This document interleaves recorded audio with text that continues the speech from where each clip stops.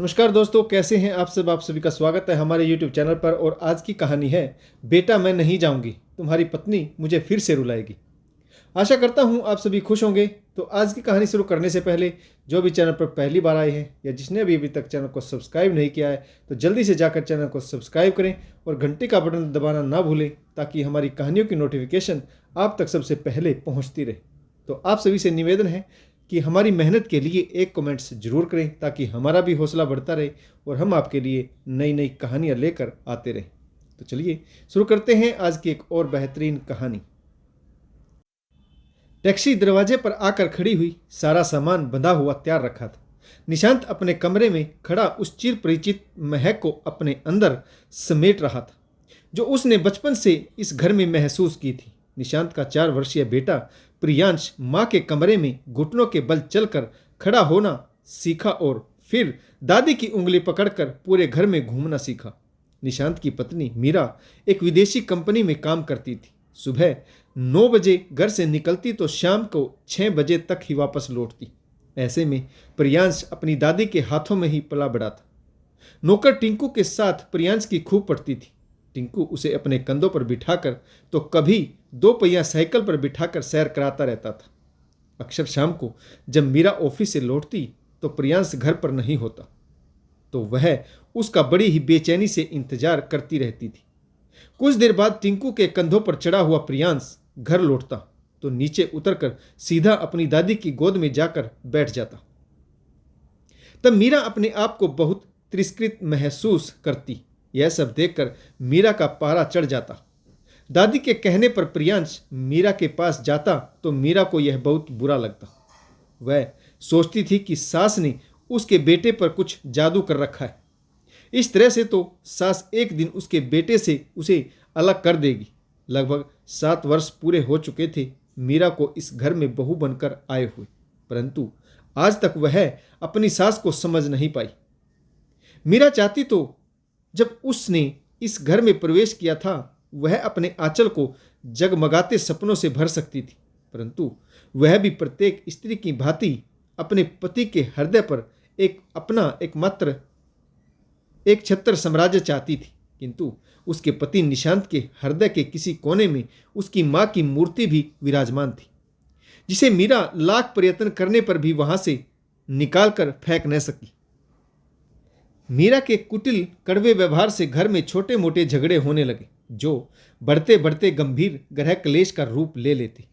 इन सब के बीच पिस रहा था मीरा का पति निशांत। निशांत एक सीधा साधा इंसान था। आपसी रिश्तों को शालीनता से निभाने में विश्वास रखता था।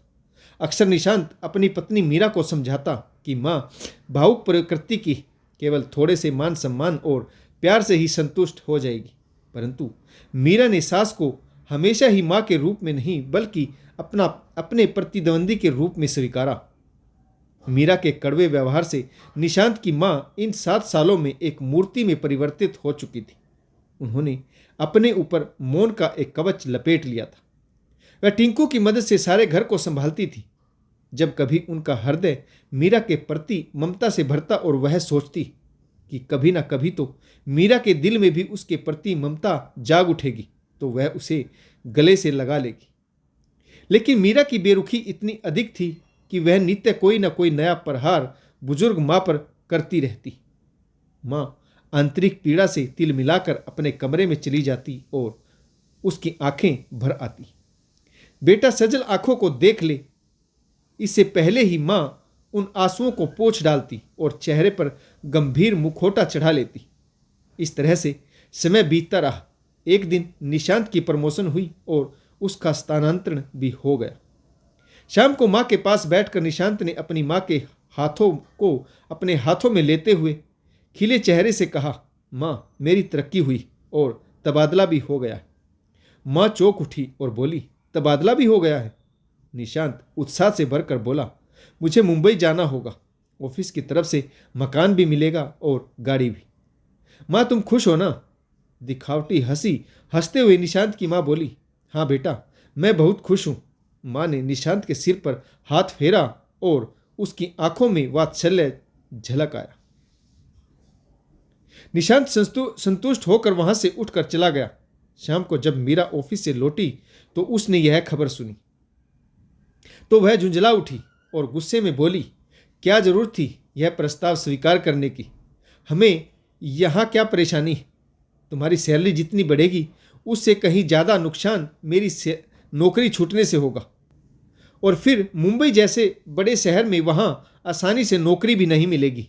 तुम जानते हो कि टिंकू हमारे साथ मुंबई नहीं चलेगा क्योंकि उसके माँ बाप यहीं दिल्ली में रहते हैं।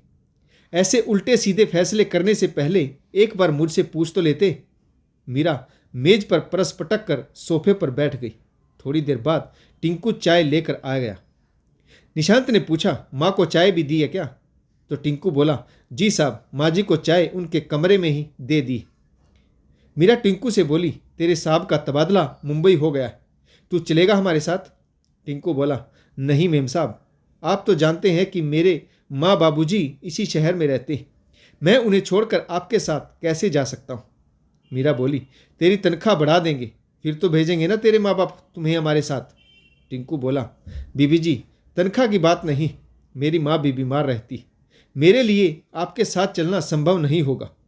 मीरा गुस्से से भरी बैठी रही। फिर अगले कुछ दिनों इसी उधेड़-बुन में चलते रहे कि कौन साथ जाएगा और कौन नहीं। निशांत को 1 महीने बाद मुंबई जाना था, इसीलिए मीरा ने तय किया कि वह नौकरी से इस्तीफा दे देगी और निशांत के साथ चली जाएगी, जिससे दोबारा आने जाने का चक्कर ना रहे। निशांत ने मीरा को समझाया कि अभी तो प्रियांश भी छोटा है, वहाँ किसी अच्छे स्कूल में दाखिला मिल जाएगा, माँ जी तो साथ होगी ही, जैसे यहाँ सब कुछ संभालती है वहाँ भी संभाल लेगी। तुम कुछ दिन बाद अपने लिए भी नौकरी ढूंढ लेना, माँ पर सारे काम का बोझ ना पड़े, हम कोई अच्छा सा नौकर भी ढूंढ लेंगे। यह सब तय होने के बाद उनकी पैकिंग शुरू हो गई।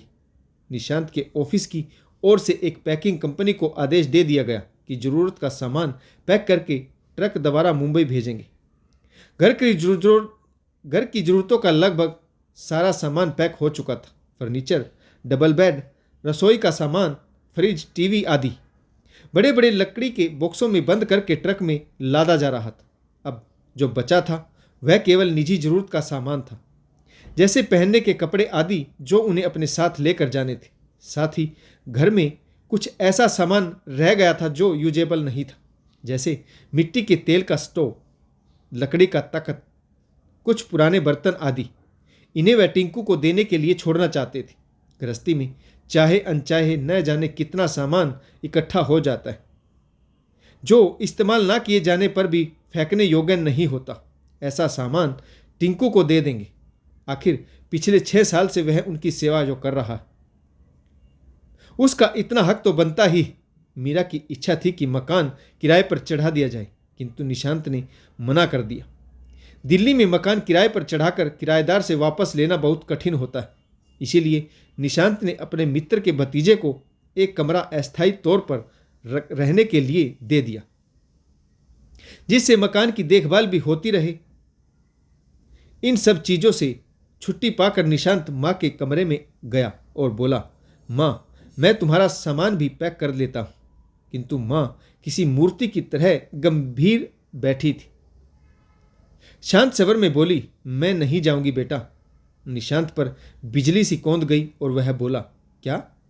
यह तुम क्या कह रही हो माँ? हम तुम्हें यहाँ अकेला छोड़कर कैसे जाएंगे भला? माँ बोली, अकेली कहाँ हूँ बेटा, टिंकू है, तुम्हारे दोस्त का भतीजा है।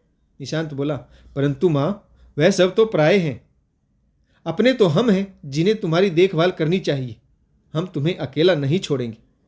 माँ बोली, क्या अपना और क्या पराया?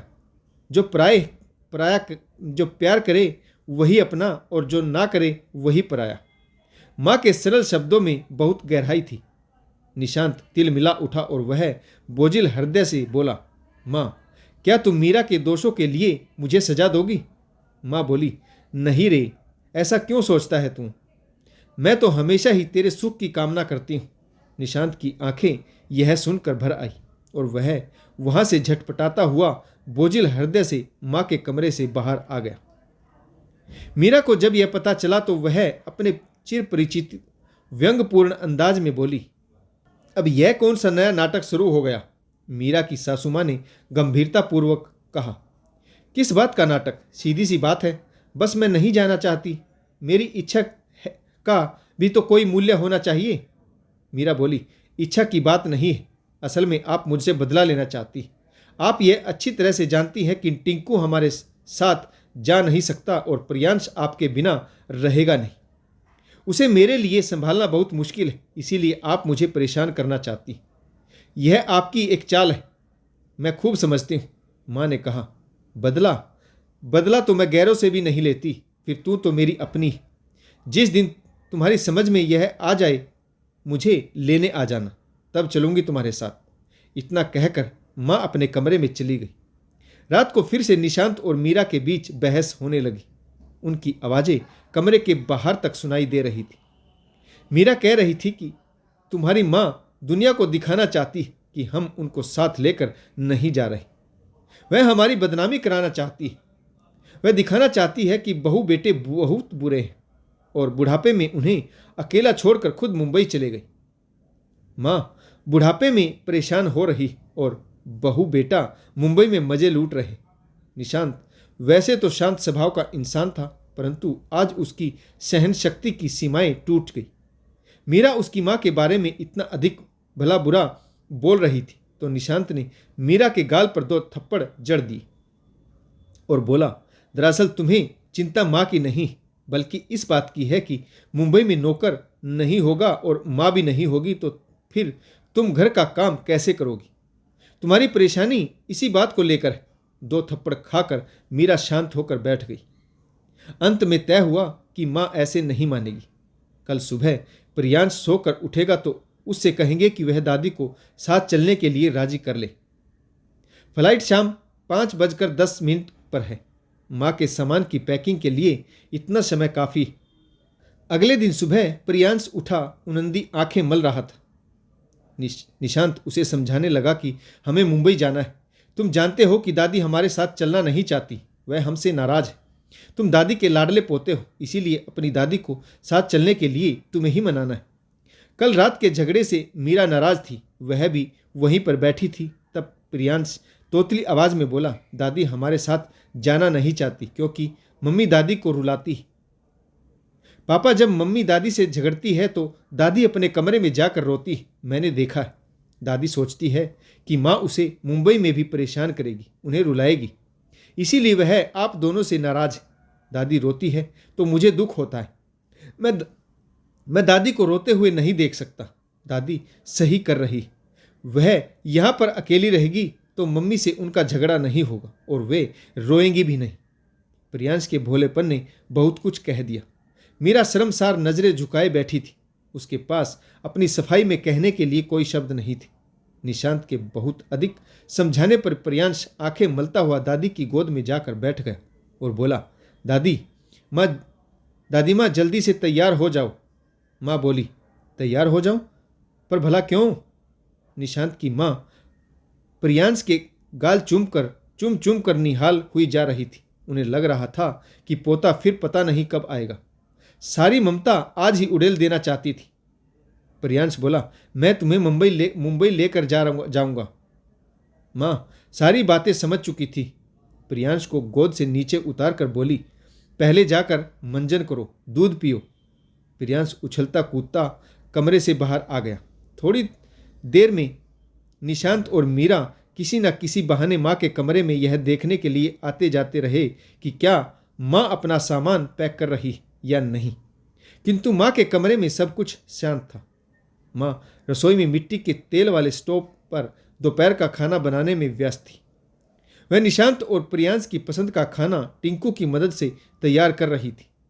थोड़े बहुत पुराने बर्तन जो उन लोगों ने छोड़े थे, उन्हीं से अपना काम चला रही थी। काफी देर से निशांत और मीरा रसोई के दरवाजे पर खड़े उन्हें देख रहे थे। सहसा माँ की दृष्टि उन पर पड़ी और एक पलक को उनका उदास चेहरा खिल उठा और बोली, तुम ऐसे क्यों खड़े हो? निशांत कुछ बोलता उससे पहले ही मीरा माँ के कदमों में बैठ गई और बोली, क्या आप मुझे माफ नहीं करेंगी? माँ ने कोई उत्तर नहीं दिया और वह फिर से खाना बनाने में व्यस्त हो गई। कुछ देर बाद बोली, मीरा मीरा को घर संभालने में थोड़ी बहुत परेशानी तो होगी, लेकिन वह धीरे धीरे सीख जाएगी। माँ ने दोपहर का खाना कमरे में बिछे लकड़ी के तख्त पर लगा दिया। खाने में आलू पूरी देखते ही प्रियांश खुश हो गया। मीठे में माँ ने सेवियां बनाई थी जो मीरा को बहुत पसंद थी। निशांत ने खाने का एक निवाला मुंह में डाला तो वह गले में ही अटक गया। उसका दिल भर आया। इसी तरीके से 2-4 कोर खाकर बैठ गया। माँ निर्विकार भाव से मूर्ति बनी बैठी थी।